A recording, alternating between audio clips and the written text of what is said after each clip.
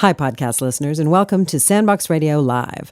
Coming up in this episode, our Halloween show, Chimes at Midnight, recorded in front of a live audience at the Bathhouse Theater in Seattle on October 30th, 2017. It features a piece from first-time contributor Kelleen Conway Blanchard, the return of two of our favorite guests, Theresa Holmes and Ed Key, Marta Zikan from Classical King FM on sound effects, and more, with the Sandbox Radio players and music from the Sandbox Radio Orchestra led by our maestro and composer, Jose Juicy Gonzales. So sit back, relax, and get ready for the spooky goodness of Sandbox Radio Chimes at Midnight. Sandbox Radio, we'll stay all day. In the backyard we'll play. Jump into our sandbox. We build castles and kings and words become things. Sandbox Radio. Sandbox Radio. Sandbox Radio. Sandbox Radio. Good evening and welcome to Sandbox Radio!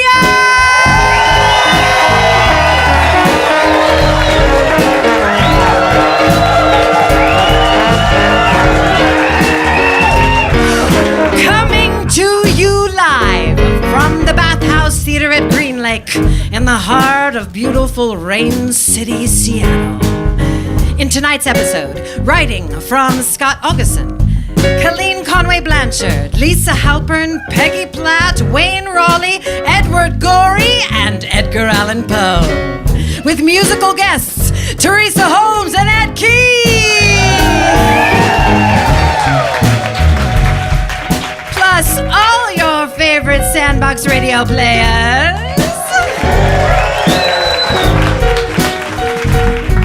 And the Sandbox Radio Orchestra, led by our maestro and composer, Jose Juicy Gonzales.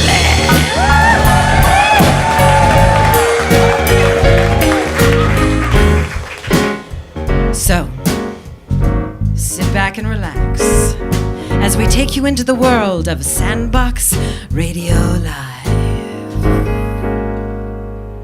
Sandbox Radio.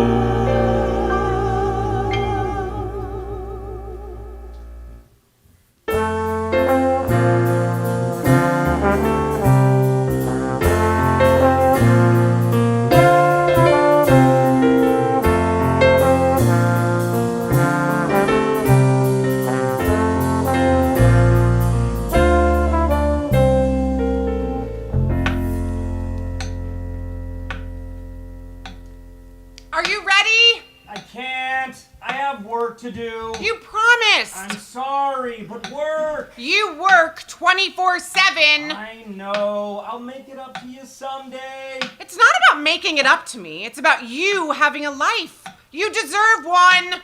Someday could be today. Okay, I'll try. You could try, or you could do. Up to you, babe. Grandfather Clock by Lisa Halpern. Oh, you're right. It's not like there's ever any end to the work. It's not like once I finish this project, there will be a breather. That's what I'm saying. Here. Can't believe this costume still fits. You look dangerous sexy, Count Dracula. I got all your faves. Snickers and Baby Ruths. But of course. Zip me up. My second favorite job. Unzipping being number one. You are very cute. I'm ready. You? Almost. Hurry up, they're gonna be here any minute. I can't get my wig to stay on. Well, that's what bobby pins were invented for. Hold still. Better. Oh, totally. Bobby pins. Such weird little doodads. But they work. You think they were invented by someone named Bobby? No. In fact, the bobby pin was invented by Louis Marcus. Oh. That you know this delights me. Is there more, O knower of wee treasures of info? But of course. The dude was a makeup manufacturer after World War I.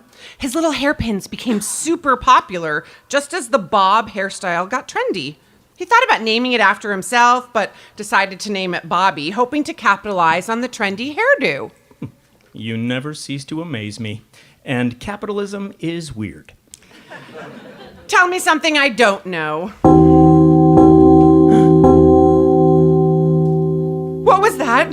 I don't know. It sounded like a clock? Coming!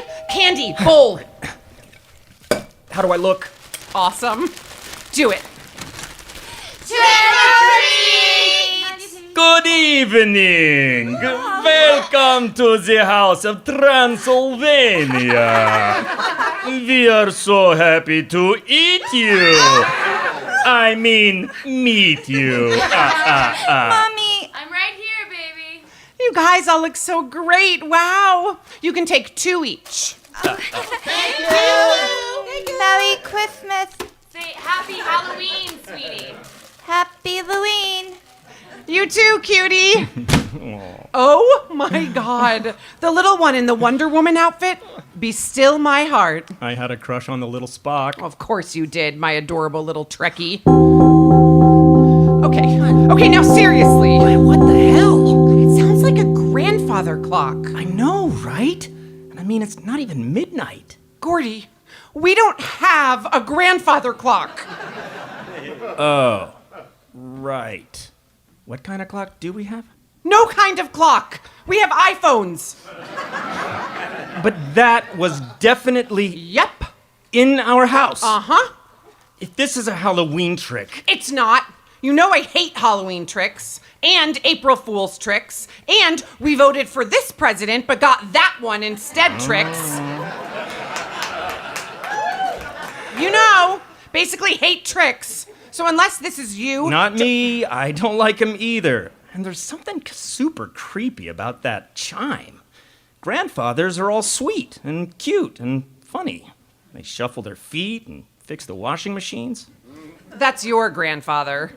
Not every grandfather. Okay, fine. But still, they could have picked a sweeter, more jovial sound, don't you think? Actually, it kind of sounds like the grandfather clock my grandfather had. That's even weirder. I mean, really, why'd they even have to go and call it a grandfather clock? Well, if you must know. Grandfather clocks are called that for the same reason MC Hammer Pants are called MC Hammer Pants. It's all about pop music. No way. Way. Oh my God. Oh. Kids. It's just kids. Whew. Coming. Trick or treat. I will tell your fortunes, my little darlings. I see many chocolate delights in your future. 2 each. Daddy. You got this, darling. I don't like chocolate. We have something for everyone. You like starbursts, my little darling? Yes! Have fun. The crystal ball says, be kind to all people, animals, and the planet. And you will grow up to be good person and have good life. Okay. All right. What do you say, you little bastards? Thank you. You're so welcome, little cuties. Okay, spill it. What? You said grandfather clock had something to do with pop music. What's the deal with that? Oh, well, in 1875, an American songwriter named Henry Work checked into a hotel in England. There was a large pendulum clock in the lobby that belonged to the hotel's previous owners, who both died. They say the clock stopped dead to the minute on the day the last surviving owner died. Creepy times 1,000. For real. But Mr. Work thought it was a great story, and he wrote a song about it called My Grandfather's Clock. The lyrics, they were about a clock that was taller than the old man himself and that stopped short, never to go again when the old man died. He sold over 1 million copies in sheet music, and from then on, that style of clock was known as a grandfather clock. I find that really disturbing. Oh my God. Okay, calm. Must stay calm. It's just a clock. An angry ghost clock.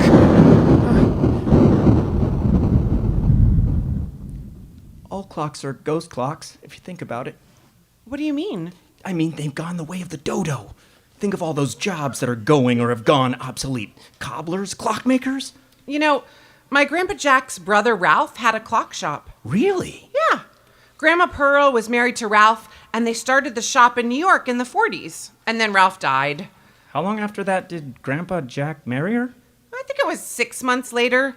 His wife Clara had died that same year. Kind of scandalous. No, it was beautiful. It made perfect sense. The four of them were best friends and had spent their lives together. It was so lucky that Grandpa Jack and Pearl had each other. They could grieve together because they both loved Ralph and Clara. And then they really fell in love with each other. They were married for 25 years themselves. Amazing. Time is weird. Time is a construct. Time to give out candy. Oh, what have we here? Some delicious children? My favorite! You're doing great, Jojo. Enjoy the candy, little dumpling. Stay warm! Okay, so, I know this might sound weird, but do you think it's possible that the clock is trying to tell us something? Oh, okay. You're totally onto something. That was only one chime. So what could it be trying to tell us? That ghosts are real? Nope. Okay, maybe it's got something to do with time itself. Have I mentioned how much I love you? Okay, time. What about it? We already know time is weird. That's not news. And time flies, but not until you're old enough to notice that. You know, Grandpa Jack came to visit every year. He was really awesome. And at some point during every visit, he'd say this one thing to me. Just like the time flies thing, it took me a long time to get it. What did he say? He'd say, "My love, remember one thing. There's no time like the present." Your grandfather was a wise man. Hey, thanks for getting my head out of my ass and bringing me into the present. I like it here with you. Hey, you hear that? What? Exactly. Good night, Grandpa. Love you.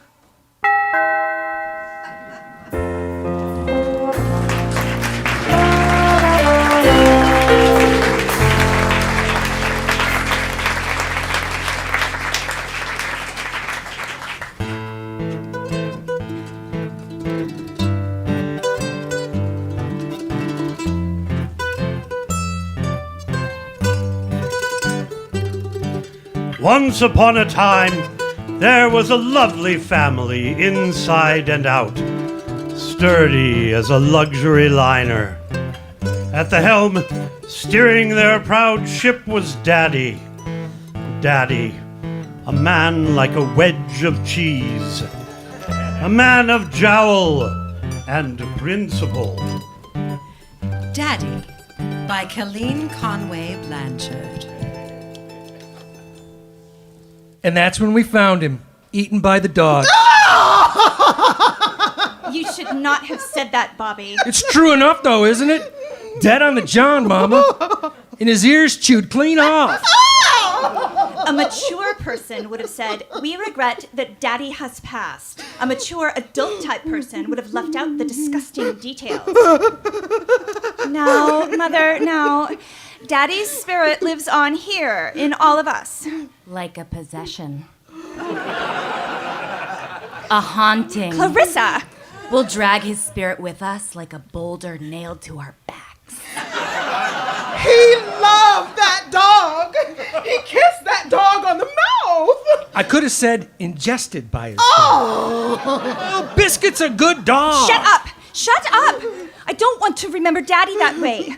I want to think about him when he still had his hands and all of his nose. Oh, his nose! I want to talk at the funeral. I think you have proved yourself to be too much of a child, too unable to swallow the bad and spit back out the good. Oh, don't you call me no names. I'll call you a couple of names. I will do the speaking because I have the self-control. I will say, he was an American citizen of this country. He toiled. He liked meat boiled. He kept his hinges oiled. He is gone. What will we do, I wonder? He was always here, and now he won't be. It will be as though something is missing. Shut that dog up, for Christ's sake. Oh, Biscuit just wants to say howdy. He's lonely as hell. He was holed up in that bathroom for 4 days until we found him. He's got some shit to get off his chest. I'm gonna put that dog down. You try it, I'll stab you in the stomach. Take you all day to bleed to death. Come on, make your move. Mother, he's gonna kill me. He's got a weapon. Children, gather. Put down your knife, honey. Your father knew this day would come. He knew that life was a finite gift, but that the love in families is eternal. So he prepared for this day. Here is something he wanted you each to have.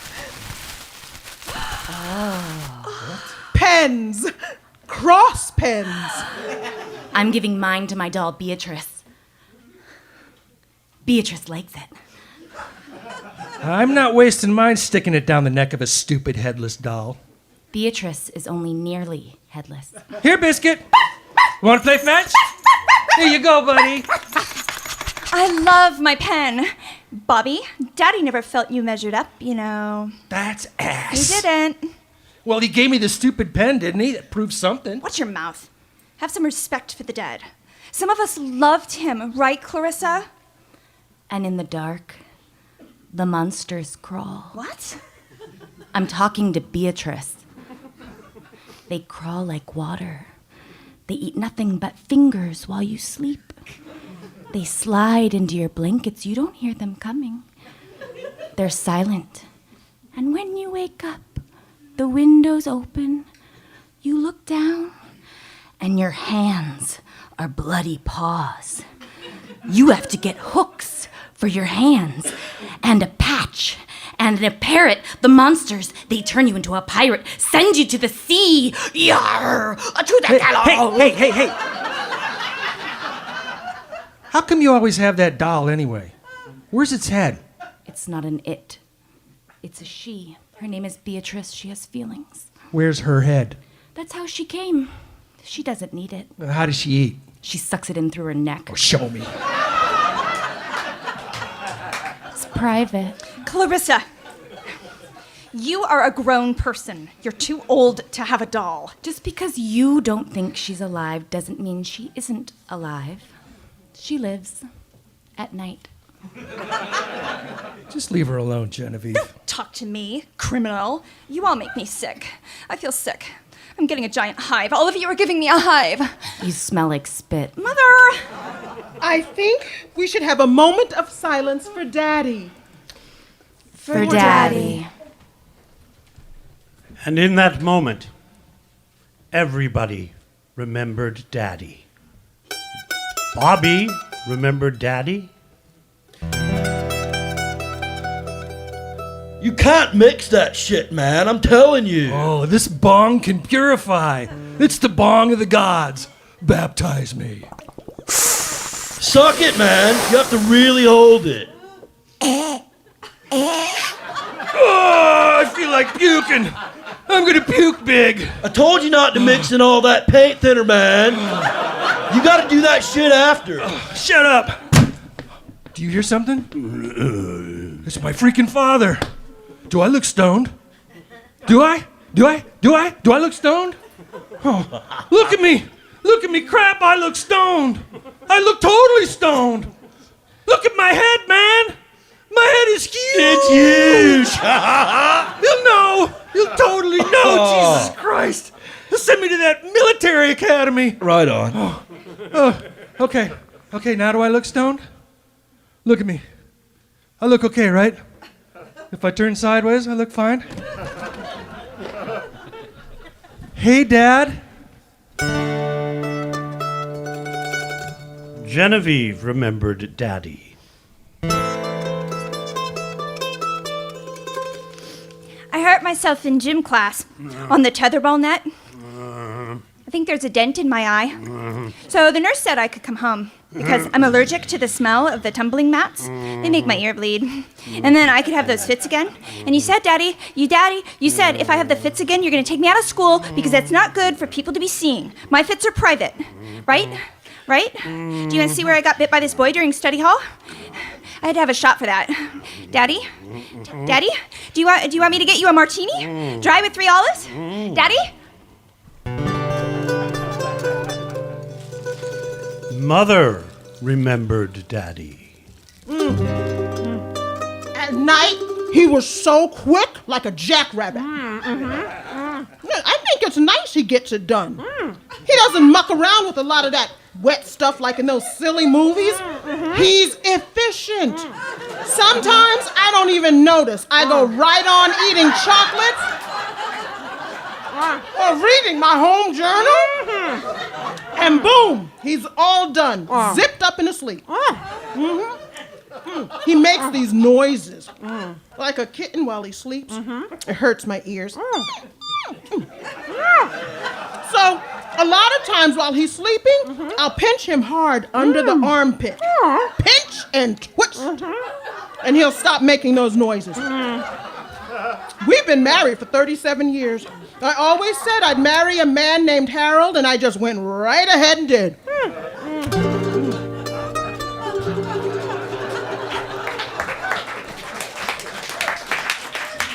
Clarissa remembered Daddy.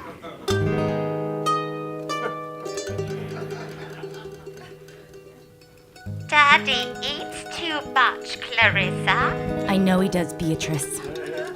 What if he eats everything and there's nothing left for us?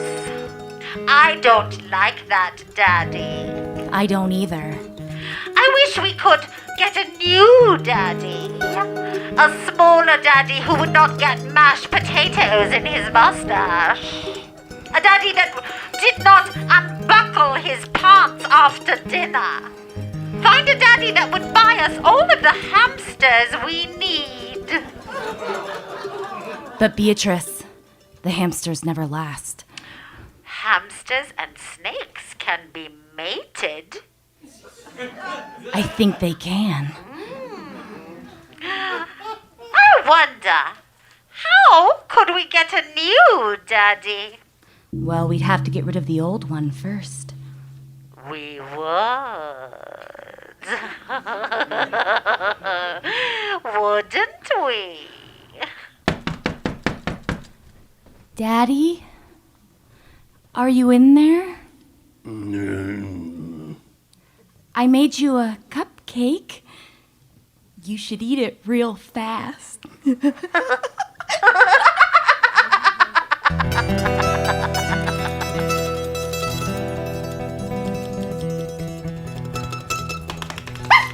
Oh, good boy, Biscuit. Give me the pen. Give me the pen. Good boy. Mother, how come you didn't notice Daddy was in the bathroom all that time?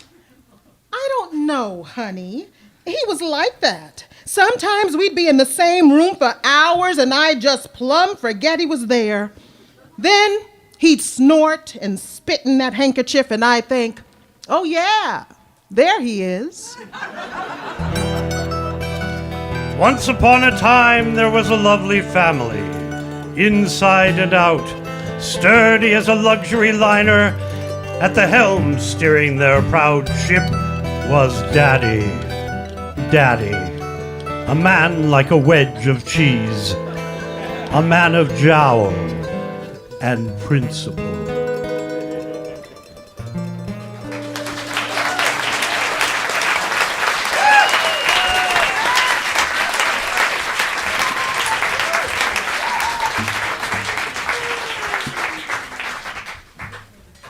congratulations to our sponsor, the 1448 Project, on their recent People's Choice Award at the Gregory Awards for Theater of the Year.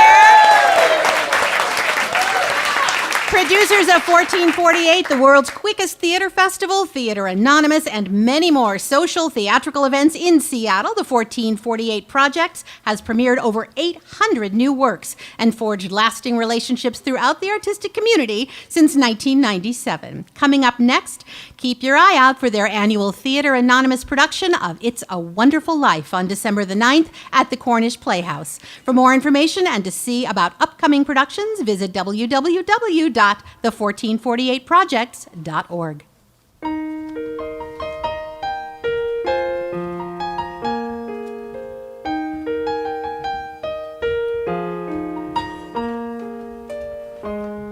In the year 1644, the Dutch philosopher and cheesemonger Josephus van Clutzac wrote, "You can tell the health of a city by how fat and happy her rats are."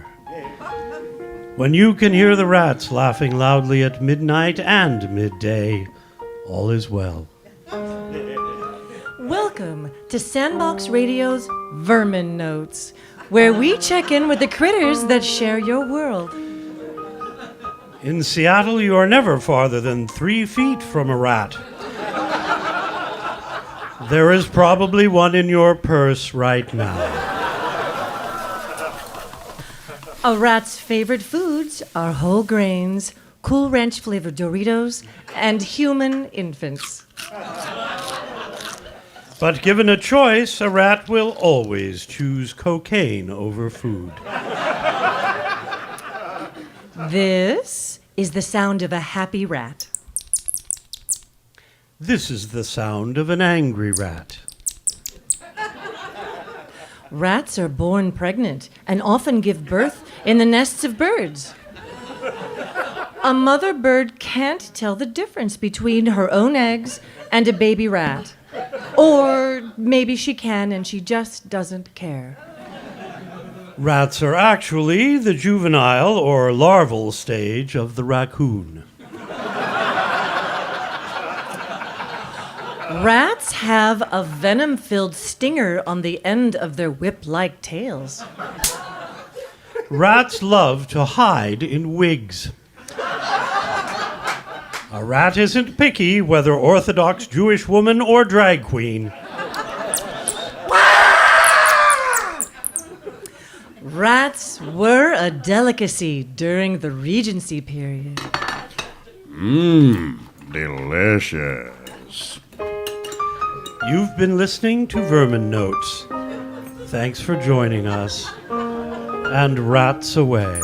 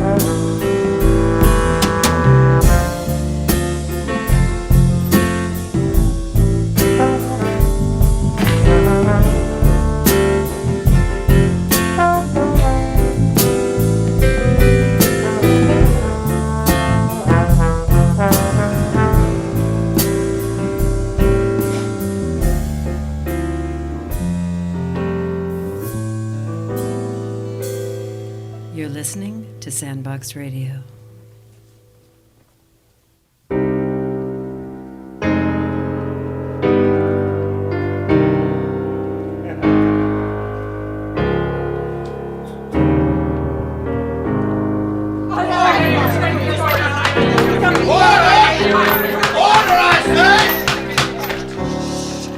It is the sentence of this court that you be taken from here to a place of execution, and there hanged by the neck until you are dead. May God have mercy upon your soul.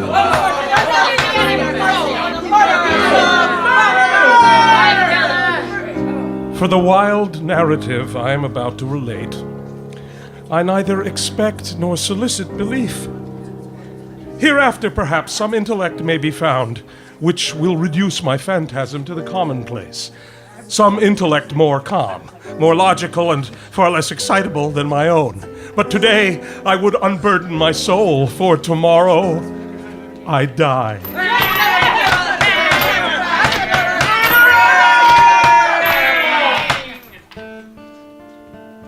From my infancy, I was noted for the docility and humanity of my disposition. I was especially fond of animals, and was indulged by my parents with a great variety of pets. There is something in the unselfish and self-sacrificing love of an animal which goes directly to the heart of him who has had frequent occasion to test the paltry friendship and gossamer fidelity of mere man. When I married, I was happy to find my wife a disposition not uncongenial with my own, and she lost no opportunity of procuring pets of the most agreeable kind. Birds, goldfish, a fine dog. And most especially... a cat. a cat.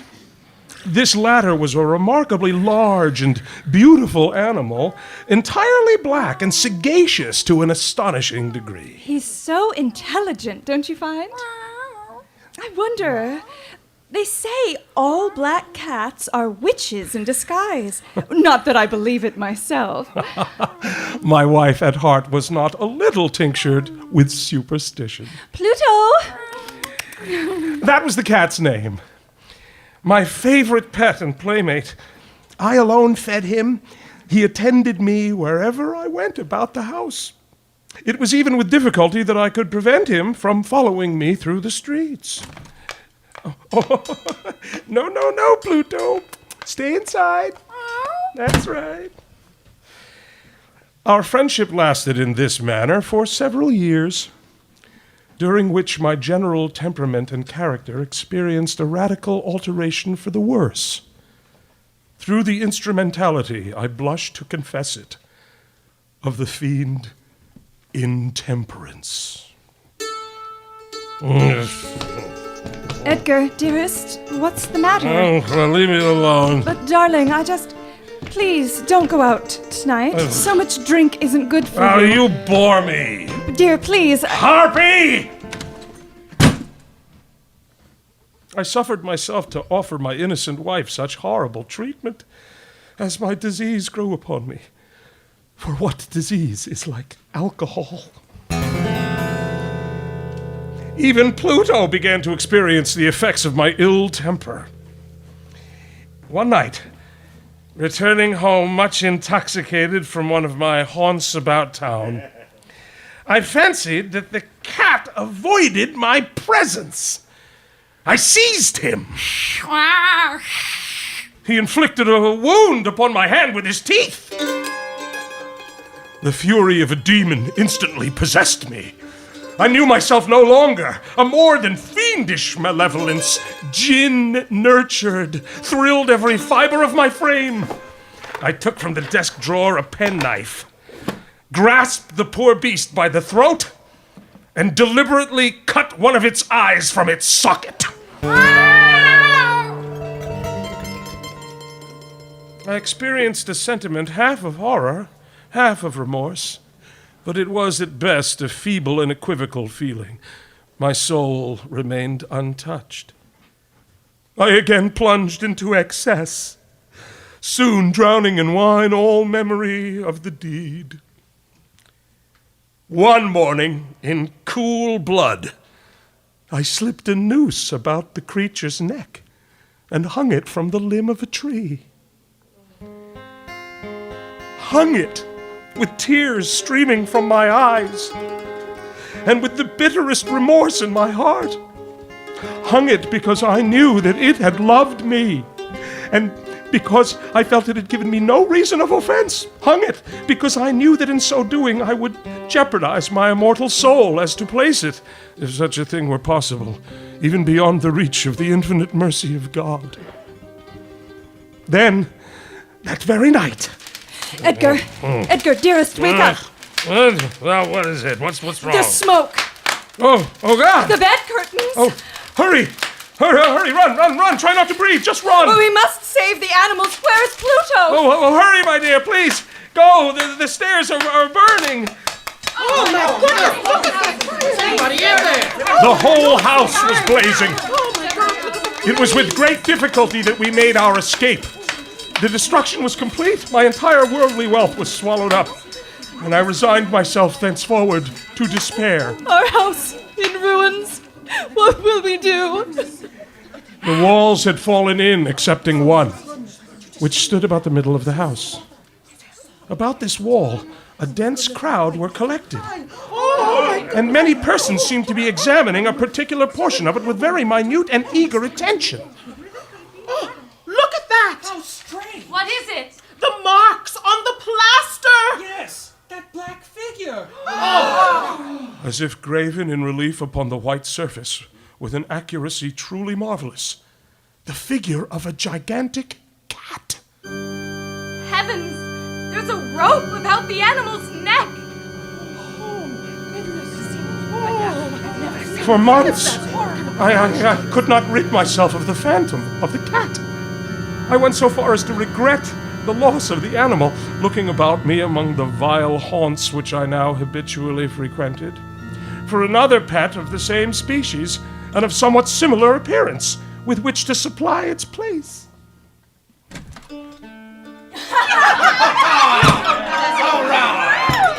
One night,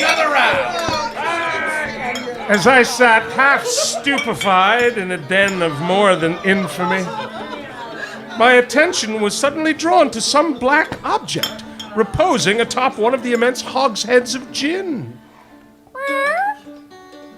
Well, hello! Where did you come from? It was black, very large, fully as large as Pluto, and closely resembling him in every respect. Upon my touching him, he immediately arose, purred loudly, and rubbed against my hand.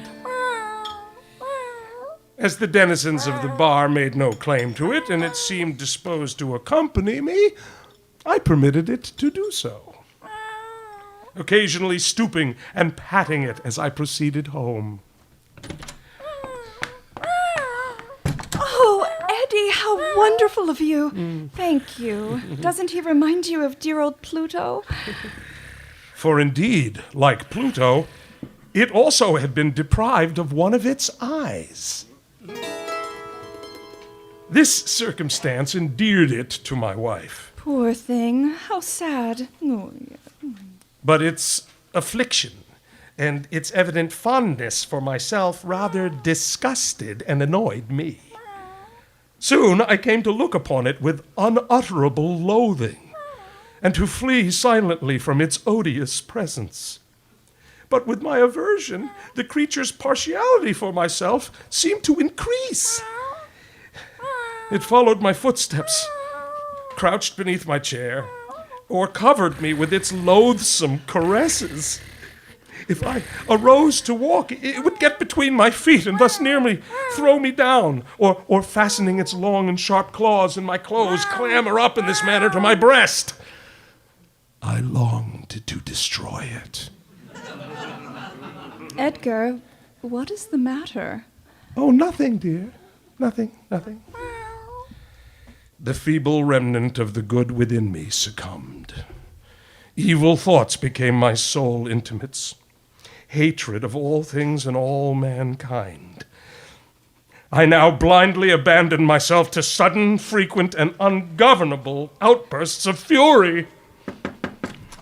Edgar? What do you want? Forgive me, I can see that you're unwell. Oh, for God's sake, what is it? Might you help me bring the coal up from the cellar? Oh, very well. Then will you leave me be? Of course. As we descended into the cellar of the old building which our poverty compelled us to inhabit, the cat followed, nearly throwing me headlong. Damn it! This will fix you! Edgar, for God's sake, put down the axe! I'm going to rid myself of this monster once and for all. Spare the poor beast, it means you no harm. Loose my arm, woman! Please don't! Let me go, damn you!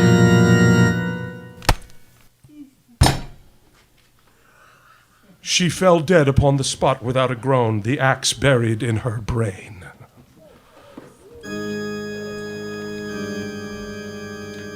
I set myself forthwith and with entire deliberation to the task of concealing the body. I knew that I could not remove it from the house, either by day or by night, without the risk of being observed by the neighbors. Many projects entered my mind. Cutting the corpse into minute fragments and destroying them by fire. Packing it in a box as if merchandise, with the usual arrangements, and so getting a porter to take it from the house. Finally, I hit upon it. Wall it up in the cellar, as the monks of the Middle Ages are recorded to have done to their victims. With a crowbar, I dislodged the bricks and deposited the body against the inner wall, carefully plastering over the new brickwork so it could not be distinguished from the old. Now, to rid myself of the beast which has caused so much wretchedness. Here, kitty. Here, kitty, kitty, kitty. Pluto, Pluto. But he was gone. As the days passed, I breathed as a free man. The monster had fled. My happiness was supreme. The guilt of my dark deed disturbed me but little.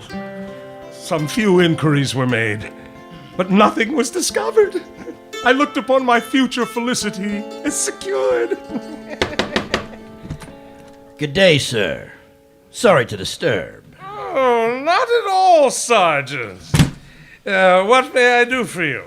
I believe I've already answered all of your questions. Again, I apologize, sir, but we've a warrant to search the house one last time. Shouldn't take a moment. Of course. Would you mind showing us about, sir? Shall we begin in the cellar? I was secure in the inscrutability of my place of concealment. I quivered not a muscle. My heart beat calmly as that of one who slumbers in innocence. Nothing odd here, Sergeant. Indeed. Well, sir, we are satisfied there is nothing of concern. Again, forgive the intrusion. Of course. But the glee at my heart was too strong to be restrained.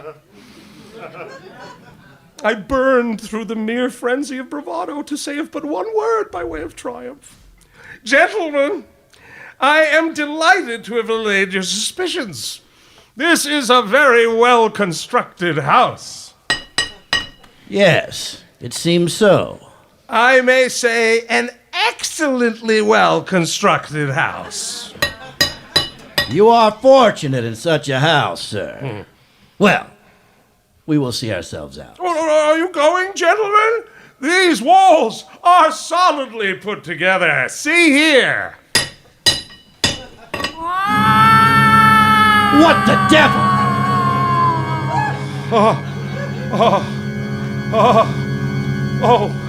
Oh, heaven protect me. Heaven protect me. Heaven give me the right page.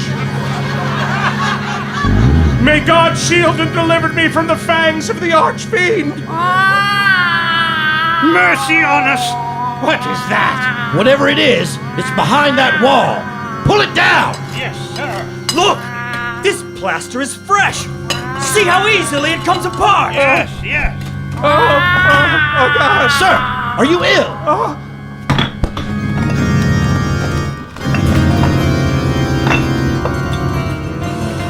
God defend us.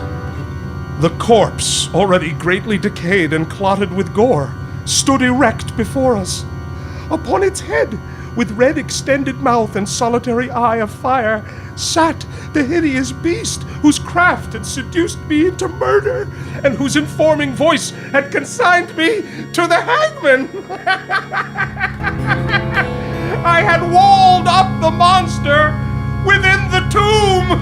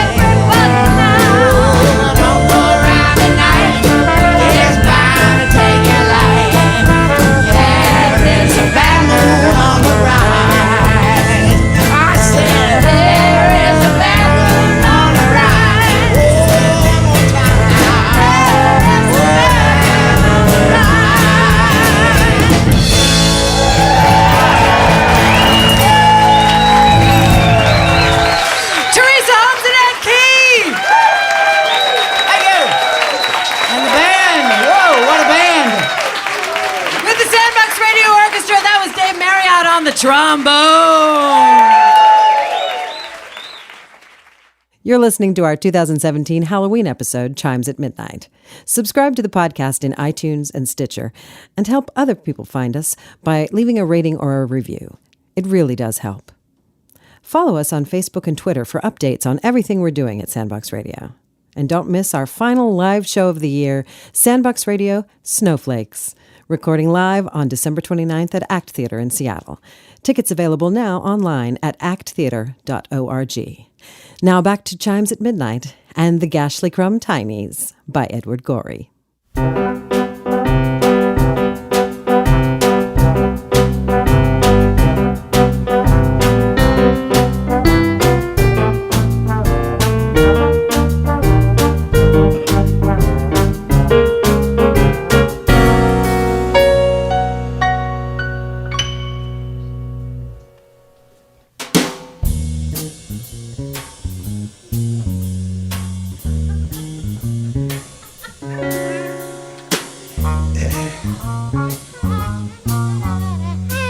Hi, little girl. A is for Amy, who fell down the stairs. La la la la la la. Whoops.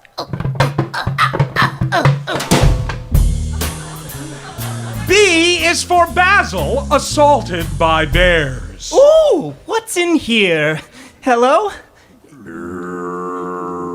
Hello? C is for Clara, who wasted away.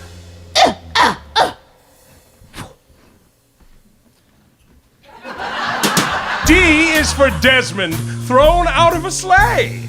Yeah! Whee! Whoa! E is for Ernest, who choked on a peach. F is for Fanny, sucked dry by a leech. G is for George, smothered under a rug. H is for Hector, done in by a thug. Hey, kid.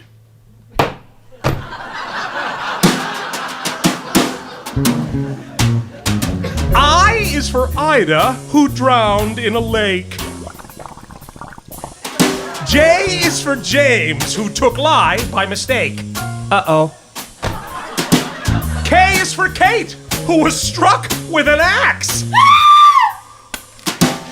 L is for Leo, who swallowed some tacks. M is for Maud, who was swept out to sea.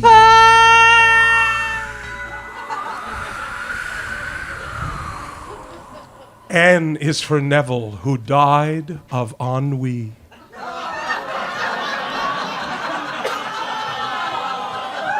Meh.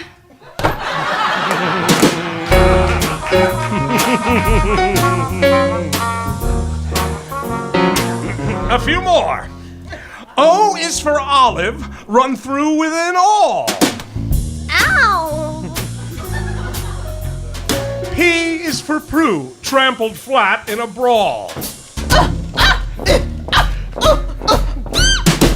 Q is for Quentin, who sank in a mire. Help me! Help me! R is for Rhoda, consumed by a fire. Ooh, matches. Ooh, hot, hot, hot, hot, hot, hot, hot. S is for Susan, who perished of fits. T is for Titus, who flew into bits.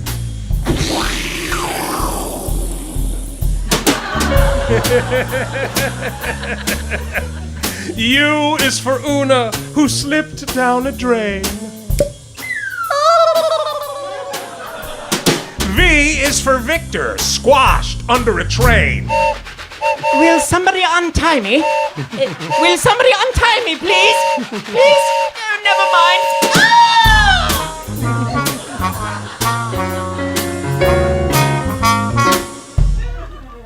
W is for Winnie, embedded in ice.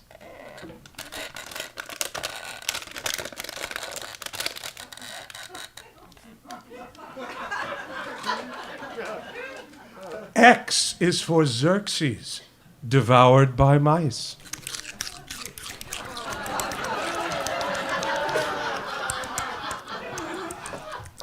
Y is for Yorick, whose head was knocked in. And lastly, Z is for Zilla, who drank too much gin.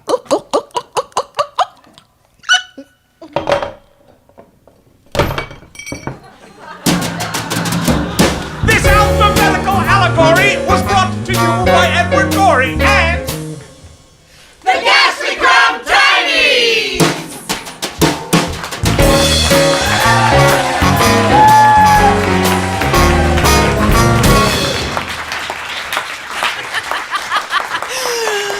Let's give another hand for our sound effects team on that one.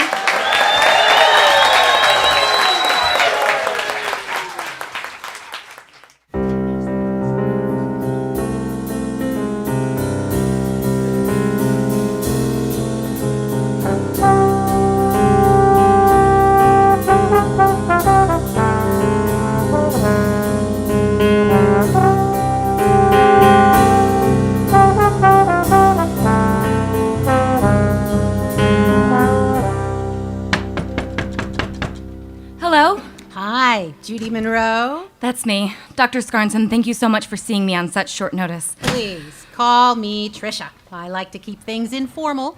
Okay. So, Judy, sit. Get comfortable. Take a breath. Relax. And tell me why you are here. Well, Dr. Trisha. Just Trisha. Trisha, I hope this doesn't sound silly. If it's bothering you, it's not silly. Lately, I've felt so lost and anxious, disconnected. Sometimes I can barely focus on the simplest task. I find myself on the verge of tears for no reason. Oh, Judy, I'm sorry. Is this all new? Yes, well, newish. Started about 3 months ago. Were there any big changes for you at that time? Yes. Now that you mention it, that's right about when I died.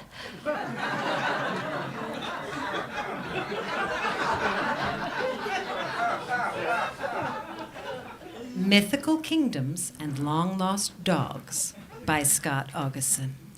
Death can be a very stressful time. I just don't want to be one of those women who blames all of her problems on being dead. Sounds like you're just being awfully hard on yourself. It's funny, the first few days were sort of refreshing, something new. And then I'm walking down the street and I hear, Judith Ruth! Mom! Oh, Judith, your hair. Really bangs. You don't have the face for it. Mom, everyone calls me Judy. Judy, I swear, I give you a beautiful name like Judith Ruth, and you pick Judy. Judy's a tramp's name. How's Dad? I'm the wrong person to ask. I've heard he's got a girlfriend. Parents are hard. I had really adjusted to not having her in my life, and then boom, she's back, part of my death. How about those practical things? Do you have a place to stay? Yeah, there's this living fellow from Hungary who's the night watchman over at the smelt cannery. I sleep in his bed at night, and when he comes home, I go to the library or the movies. Sounds like a comfortable haunting. I'm finding it depressing to see everyone I know. I forget they can't hear me. I'll jabber on and wait for a response that doesn't come. Tissue. Thanks. Oh, and Clyde's dating again. Does that seem soon? I mean, I don't want him to be alone, Clyde. but... Clyde was your husband? Boyfriend. I'm not proud, but I eavesdropped. You look beautiful. You remind me of... Oh, I'm sorry. I promised myself I'd keep everything light. Oh, Clyde. Shh. It's okay. I get it. Thanks for understanding. Clyde is using my death to get laid. That is so Clyde. So, Judy, what's really troubling you? This is going to sound trivial, but I had always thought I would retire in Boca Raton. I never got to go. Why not go now? It's not a rule that you have to stick around. Judy, there are no rules. Nobody's keeping track. Nobody's in charge. You want to go to Florida? Go to Florida. I can just hop on an airplane? Actually, security is pretty tight on airplanes. They're really strict about the dead. Maybe try a Greyhound bus. I think I will. I have nothing to lose, literally. Not a damn thing. The bus to Boca Raton is now boarding Bay 23. Bay 23, 2 points south. Well, this is exciting. Excuse me, is this seat taken? No, please sit. Thank you.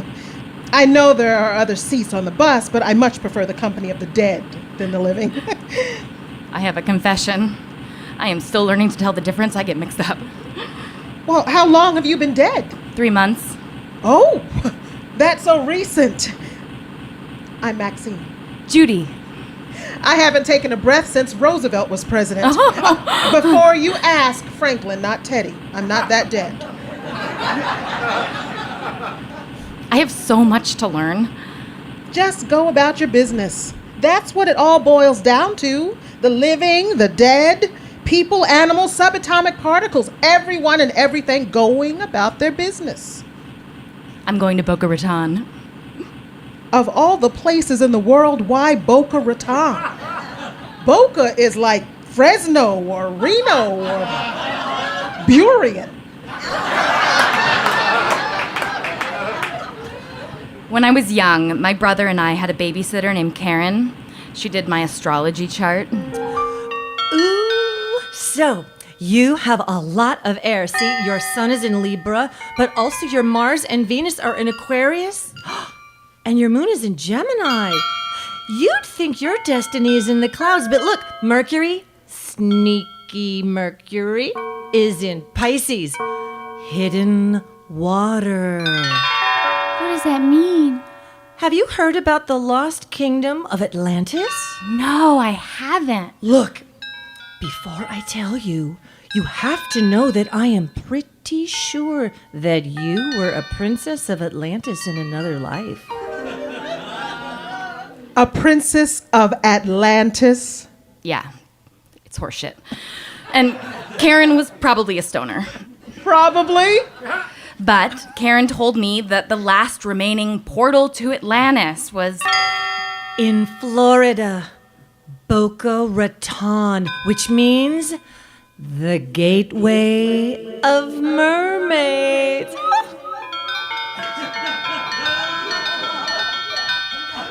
I know, it's silly, but oh, look, that woman we just passed on the roadside fruit stand, I'm sure it was Karen. That happens a lot when you're dead. You talk about somebody and boom, there they are. I miss being cold.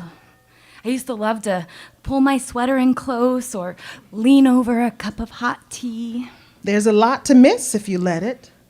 Memory can be sticky like honey, but salty instead of sweet. Oh, the bus is stopping, but this isn't Florida. No, but you want to get out and stretch those pretty legs of yours. Yes. Oh, this is nice. That bus was cramped like being in a coffin with 30 other people, right? I wouldn't know I was cremated. Oh, you modern girl, so lucky with your cremations and natural burials. My body is moldering in the family crypt back in Rhode Island. What's that building across the way? The fools rush in. Want to get a room?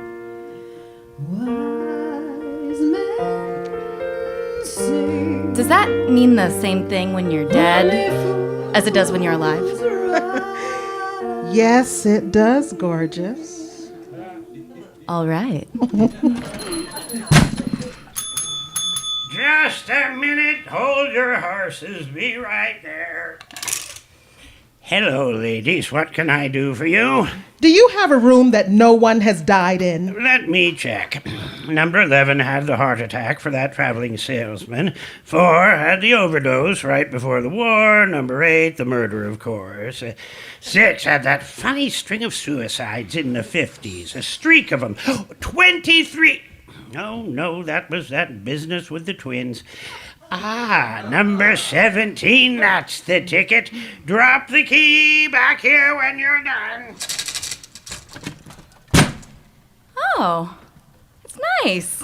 I thought it might be a dump. Hey, would I take you to a dump? It's nicer than where I lost my living virginity. Let me guess. Basement rec room. Bingo. Complete with wood paneling, a foosball table, and a black and white TV. So, how is sex different when you're dead? I could tell you, but it's probably easier for me to show you.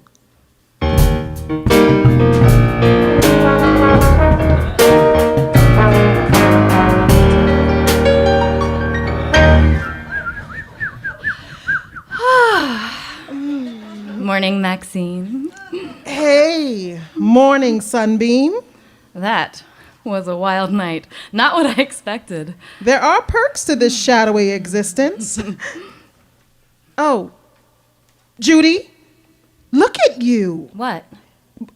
Go look in the mirror. Oh, I'm glowing. Sort of blue. Is that normal? No, and oh, that's impossible. What's impossible? 110% impossible. What? Judy, you're pregnant. No. I have gone through menopause. Looks like you went through and out the other side. Plus, I'm dead. Plus, we're both women. All of that adds up to... A baby? It can't. All roads lead to a bun in the oven.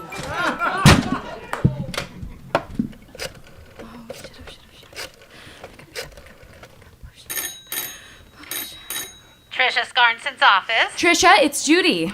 Oh, hi, Judy. Are you in Boca? No, I'm at a motel in South Carolina and I'm pregnant. What? I met some smooth-talking dead lady on the bus and now I'm pregnant. Did you use protection?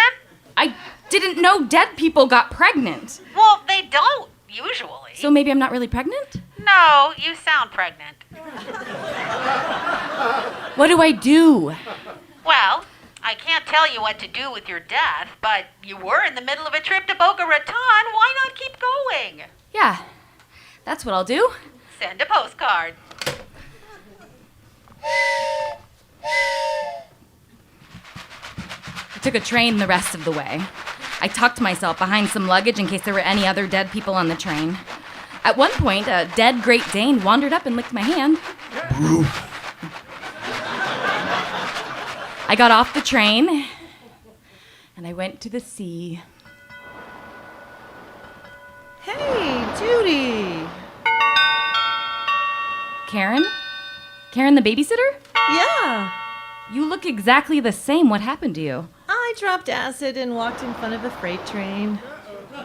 I'm sorry. That's so sad. Oh, that was 40 years ago. It's not sad anymore. There's something that puzzles me. There has to be more dead people than living, but it seems like we should see more of them. They should be everywhere, but it seems sparse. I hadn't thought about that. So many weird things about being dead. Why can we smell things but not taste them? And how did you get pregnant? Is it possible that people only stay around for a little while after death and then go someplace new? I dated a Roman gladiator for a while. And I'm pen pals with a lady who made Ming vases. She now runs a shelter for pets who are waiting for their humans to die.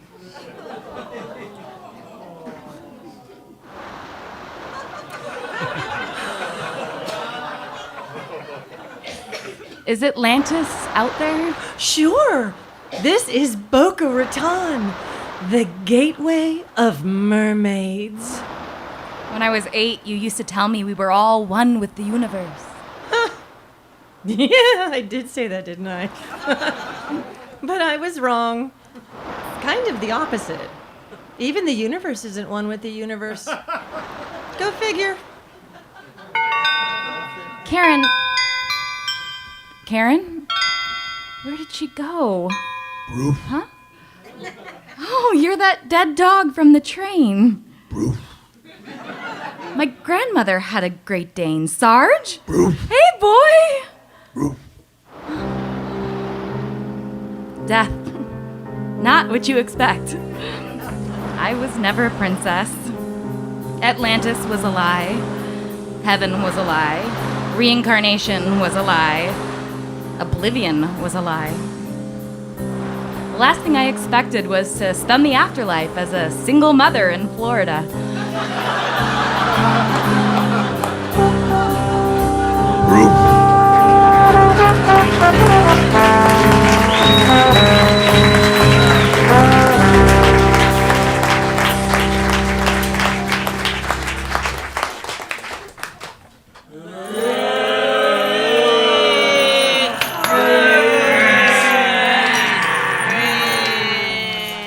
It's October, and time to think about frost on the pumpkins, hot apple cider, children dressed as hobos or a princess, and of course, the zombie apocalypse.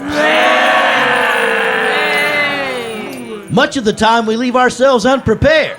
Too much candy corn, not enough Snickers. Forgetting to add antifreeze to the family car, or the simple precaution of keeping a baseball bat or tire iron by the front door for brain whacking. We only need to look to films and TV to see the zombie population is on the rise. Did you see how I did that? Rise. We know now, despite the massive government cover-up, the causes of zombies are a rampant misuse of chemical preservatives, overprescribed drugs and pesticides, a food source tainted by steroids, antibiotics, and more pesticides, and the election of Donald J. Trump. Some may be asking, why the zombie spike in the fall? It's the elections and the politician zombies they bring. Zombies, fueled by a need for power, greed, and the compulsion to hear themselves talk. Since 45 became president, the U.S. is thick with this political blight on humanity, and we must be vigilant. When giving candy, be prepared with plenty of the good stuff and a chainsaw at the ready. My, don't you all look scary? Build the wall. Oh my! Make America great again. Whoa, ho, ho. Now that one does look scary. We better head off that zombie horde with plenty of head removal tools at the ready, stashed discreetly like this prepared mom. Here you go.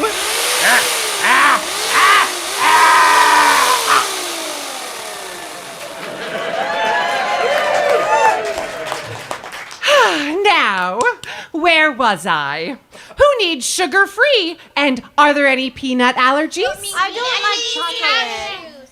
Halloween doesn't have to be really scary if we remember to keep our heads. This has not been a public service message announcement by ZombieGeekWatch.org or the League of Women Voters.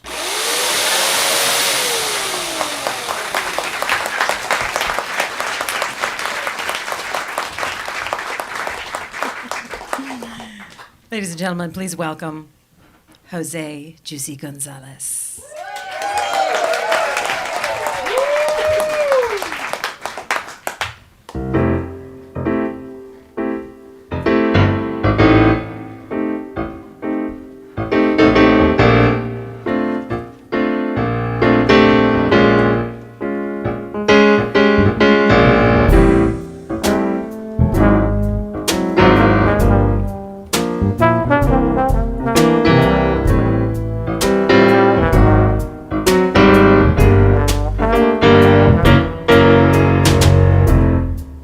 Show the world how to smile.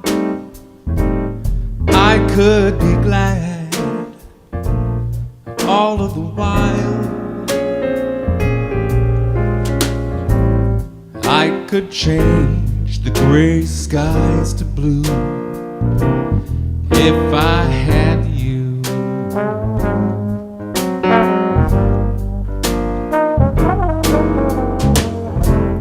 I could leave the old days behind, leave all my past, I'd never mind.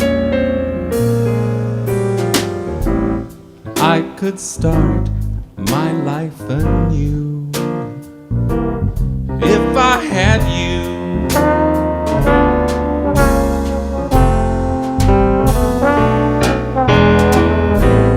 I could climb a snow-capped mountain,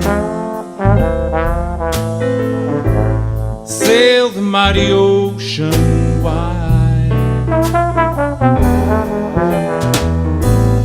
I could cross the burning desert if I had you by my side. I could be a king deer uncrowned, humble or poor, rich or renowned. There is nothing I couldn't do if I had you.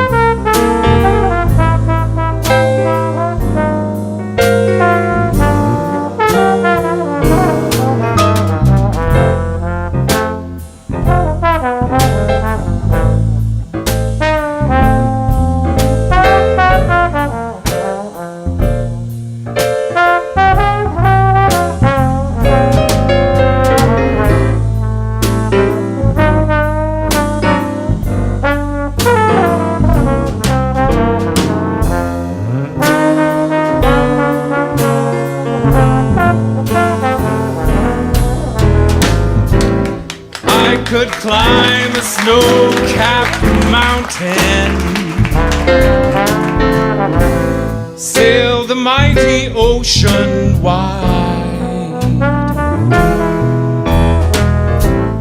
I could cross that burning desert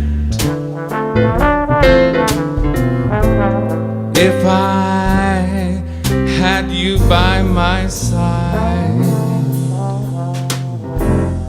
I could be a king, dear, uncrowned, humble or poor, rich or renowned.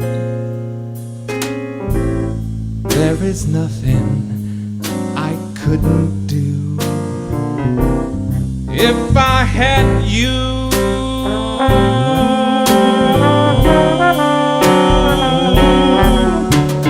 There is nothing I couldn't do if I had you.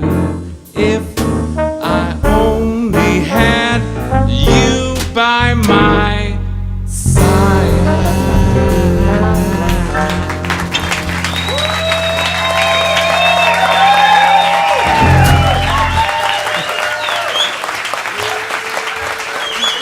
Jose Juicy Gonzales and the Sandbox Radio Orchestra. Once again, that was the divine David Marriott on trombone.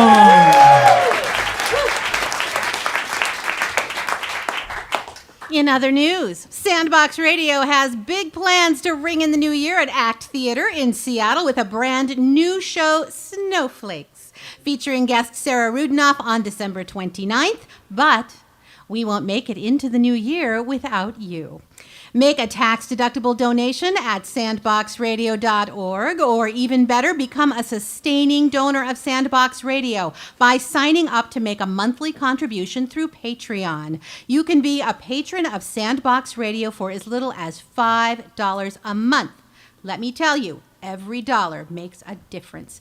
Patrons receive exclusive access to content, special discounts on tickets, and more. Just go to patreon.com/sandboxradio. That's Patreon, spelled Patreon. Become a patron today. Every penny, every dollar, every $1,000 check goes to creating upcoming shows, and thank you for the life support.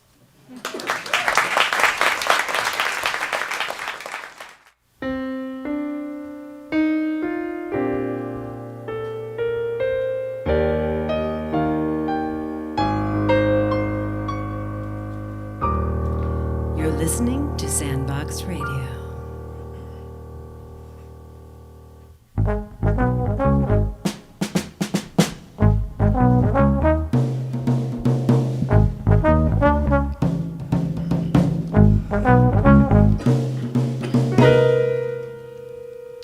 Okay, so everyone here are the ones who have not been murdered. That's right, Kenny. There's no one else, Kenny. We are it, man. Camp Lake, Sunnylake by Wayne Rawley. Okay, we're sure about this. We're sure there aren't any other non-murdered counselors currently in camp. I'm sorry. Have you not been paying attention, man? Don't get mad at Kenny, Reefer. Yeah, Reefer, don't get mad at Kenny. Thank you, Debbie. Thank you, Jenny. You're supposed to be head counselor. Have you not noticed the fairly intense bloodbath that's been taking place out there this evening? Maybe I should do another round robin. You don't need to do another round robin, man. There isn't anybody left, okay? Well, what about Swipowitz? Him and Nancy Dalmucci were snorting cocaine naked in bunk C, and they got sawed in half. With a chainsaw. Naked. We have a chainsaw. There was one in the shed. How about Lusty Lucy? Ice hook through the face while touching herself in the shower. Nimrod? Hacked up with a machete after watching Lusty Lucy get an ice hook to the face through a peephole he drilled in the shower. A machete? What possible purpose would a machete have at a summer camp? I mean, the hiking trails here are perfectly maintained by the Park Service. There were 4 of them hanging in the shed. Next to the ice hooks. I'm sorry, what shed? Where exactly is the shed? Yeah, man, why do we have a shed full of tools that are completely unnecessary to the maintenance and upkeep of the campgrounds, and yet can be used as incredibly lethal weapons? Good question, Reefer. What do we have ice hooks for? This isn't South Boston in the late 1800s. We have a machine that makes tiny little ice cubes, as many as we want. What about Todd? Todd? Who's Todd? You know, Todd. Walked around most of the time without a shirt on for some unexplained reason. He looks a lot like a young Kevin Bacon. I thought that was Kevin Bacon. I'm pretty sure he said his name was Todd. Well, he was in the top bunk looking at a dirty magazine, and he had his Sony Walkman on, so he didn't know someone was in the bottom bunk, and he got run through with a spear. A spear? Okay. So hard that the spear went up through the mattress, through his abdomen, through the dirty magazine, and actually lifted him up off the mattress where he hung there for a moment before he slowly slid back down the spear with blood spurting out of his mouth. And this spear came from... The shed. Sure, why not? Gotta keep the spear somewhere. Might as well keep him in the shed. I'm scared, Kenny. What are we gonna do, Kenny? Hold on a second, girls. We just need to reason this out. The hell we do? We need to get out of here. Hear me out, Reefer. Now, it would appear that someone is systematically, violently murdering all of the teenage camp counselors at Camp Lake Sunnylake. Oh my God, no shit. Hear him out, Reefer. Yeah, hear him out, Reefer. But why would somebody want to go and do such a terrible thing? It just doesn't make any sense. Okay, think. Was there ever a time when the camp was recently reopened after being closed for 20 years because a boy drowned in the lake when all the counselors were having a sex and drugs party and not paying proper attention to the campers? Let me think. Trying to remember. Yeah, dude, yes. You guys, that is now. The camp just reopened. After 20 years, it's been open a week. Well, there you go. So, then what do all of the murdered counselors have in common? They were all either exploring their blossoming sexuality in some fashion or experimenting with mind-altering substances. Right. They were doing something immoral and thus deserved to die horribly and violently. Well, I guess we know who's going to be next, Debbie. What is that supposed to mean? It means you're a big slut. So you're next. I'm not a big slut. Everyone who's been balls deep in Debbie's blossoming sexuality, please chime in. Me! Me? Me! I'm not the biggest slut. The biggest slut is dead, Debbie. You're the next biggest slut, Debbie. Jenny? I'm sorry, Debbie. You're the next biggest slut. Well, Reefer's a bake. Weed is not immoral. It's a plant. You're a druggie. Plus, you're a whiner, which we haven't talked about, but which also means you are definitely going to be next. Yeah, whiners always get it, and everyone is kind of relieved. You're both sluts. So I've got plenty of time to light this J before anything happens to me. I wouldn't smoke drugs right now. Bite me. I'm not a slut. I'm bookish. I wear glasses and read books. I'm smart because I read books and wear glasses. It's probably going to be me that goes head to head with this demonic monstrosity. Right. She's right. And maybe me too. Probably just me. You never know is all I'm saying. Look, why don't we just leave? Leave? Leave camp? Yes! Leave freaking camp! Be serious. How do we leave camp? The car! We have a car! It's in the parking lot! It's raining. Who gives a shit if it's raining? Yeah, it's raining. It's really stormy, Reaper. It's raining really hard. I think we should stay together. Yeah? Well, screw you, and you. I'm out!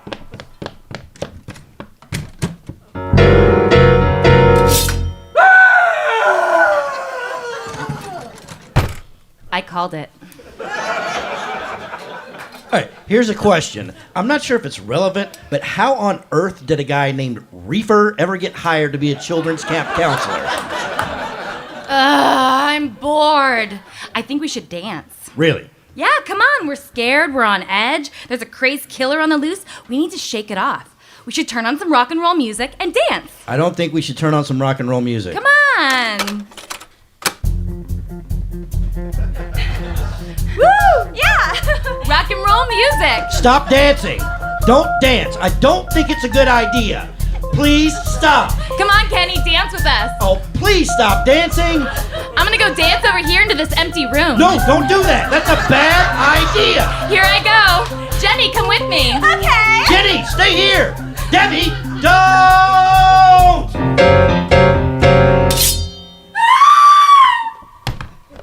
Oh my God, Debbie? Don't. Just stop. Just stop dancing. Don't dance. Just everybody stop dancing. Just let's all hold perfectly still. No dancing. No moving. You saved my life. No talking. No talking, please. Do you want to make out? What? No, absolutely not. Kenny, I know we've just been friends for a long time, but... Oh, no, don't. Please don't take off your glasses. I'm taking off my glasses. Oh, please don't take your ponytail out and shake your hair down until it cascades sexually around your face. I'm taking out my ponytail and shaking my hair down until it cascades sexually around my face. Oh, no, not good. I've wanted you for so long. Please make love to me in this other room. Okay. Not the shirt. Not the shirt, please. I'm taking off my shirt. Please, don't go into the other room without a shirt on, please. My shirt is off, and I'm only in my bra now, in this other room where it's dark.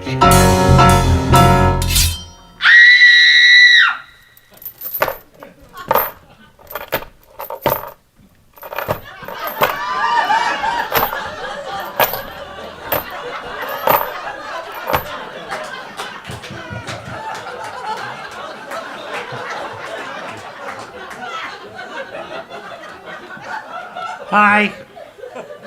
I'm Joshua. Hi, Joshua. Nice mask. Thanks. Is this where I can mail a letter home? Yeah, right over there.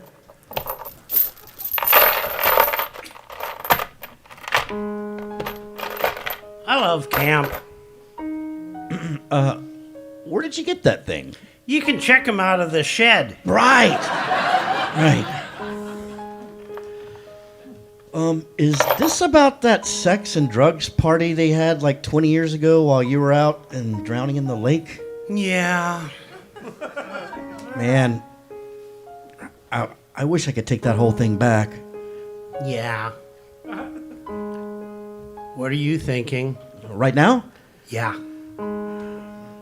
I can't help myself. I know. I'm thinking about Jenny without her shirt on. Yep.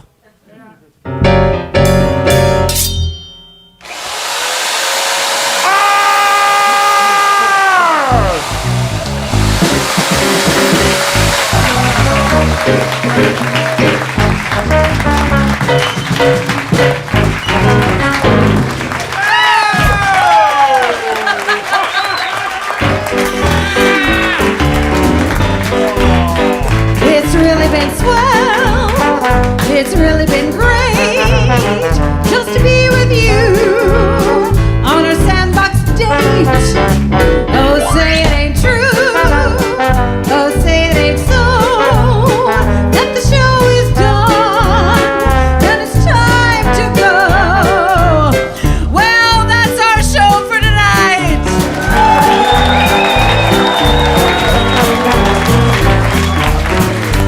In tonight's episode, the Sandbox radio players were Eric Ray Anderson, Megan Ayers, Rebecca Olson, Tracy Hughes, Ashley Bagwell, Jason Moore, Lisa Holland, Heather Hawkins, Richard Ziman. And I'm your host for Sandbox Radio, Leslie Law. And please, give it up for Theresa, Holmes, and Ed Key.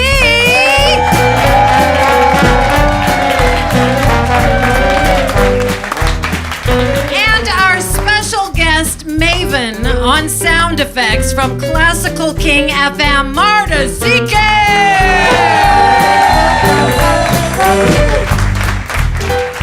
Tonight, the Sandbox Radio Orchestra was Dan Tierney on drums, Dave Pascal on the bass,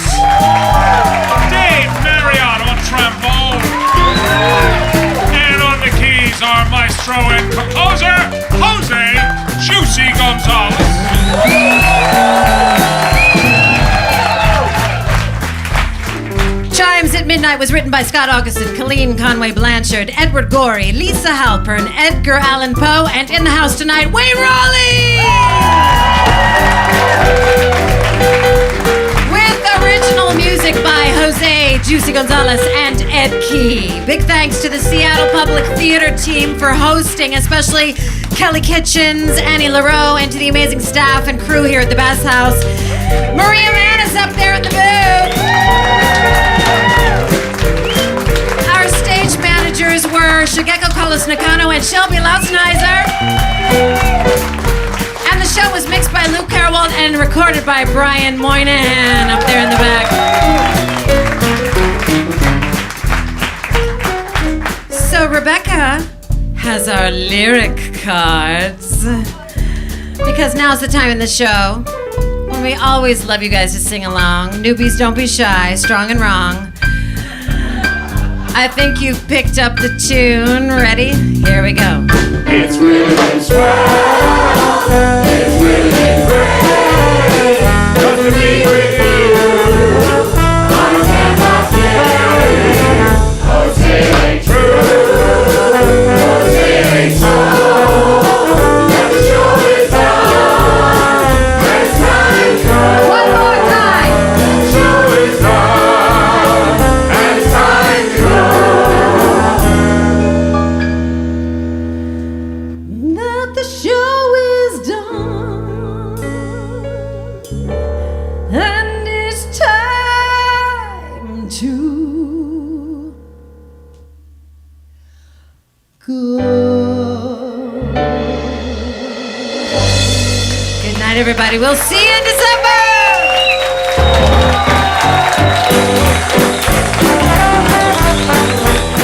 This episode was recorded in front of a live audience at the Bathhouse Theater in Seattle on October 30th, 2017. The episode was written by Scot Augustson, Kelleen Conway Blanchard, Edward Gorey, Lisa Halpern, and Wayne Rawley. Edgar Allan Poe's short story, The Black Cat, was adapted for the show by yours truly. The show was sound engineered by Luke Carwald, recorded by Brian Moynihan, and this podcast was mixed by Dave Pascal. Our stage managers were Shigeko Kolos-Nakano, Shelby Lausenheiser, and Lizzie Burton, with technical direction by Maria Manis from Seattle Public Theater. I'm Leslie Law, and on behalf of my co-producer Richard Ziman and all of us here at Sandbox Radio, happy holidays, and see you at Act Theater on December 29th. Thanks for listening.